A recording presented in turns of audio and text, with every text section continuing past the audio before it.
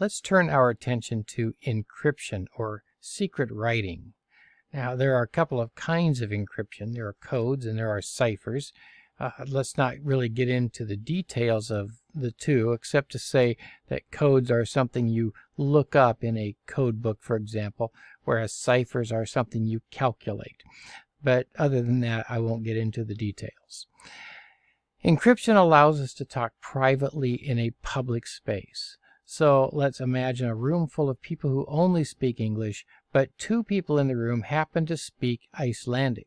Well, they can talk Icelandic all they want, and nobody else in the room has a clue what they're talking about because they're using some code in this case.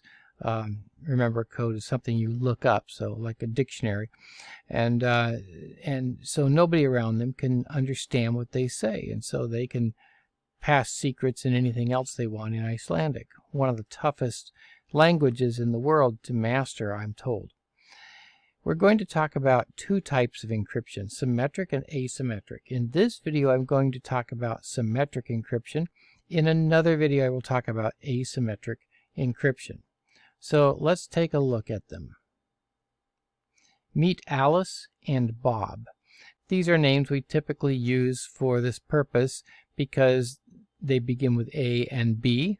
The pictures I took off of Creative Commons, they are in public domain pictures. So this is Alice, and Alice wants to send a secret message to Bob. Meet me tonight at Joe's Crab Shack at 8 p.m.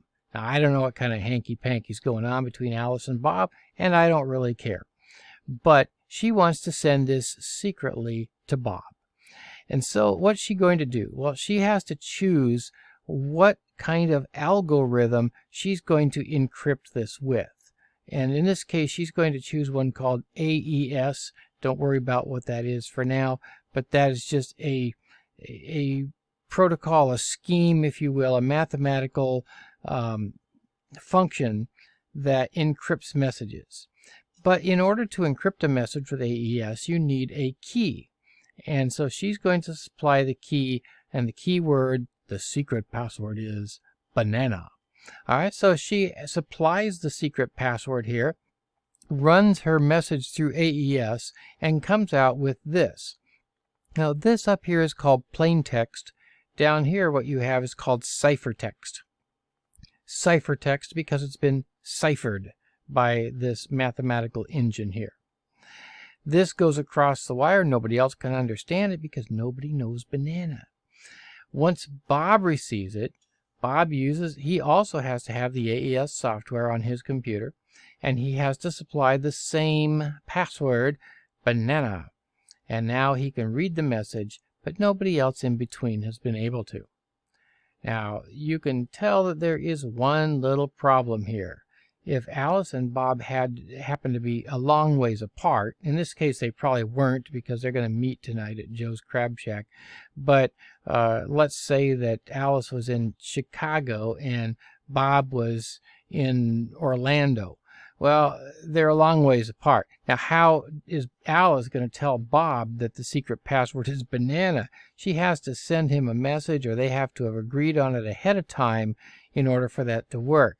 If she sends the word banana to him, then anybody could hear that and get the same message. So that is a problem that we will deal with when we get to asymmetric encryption. But this is symmetric encryption, and the key point of symmetric encryption is that the same password, or the same key we call it, is used to both encrypt and decrypt the message.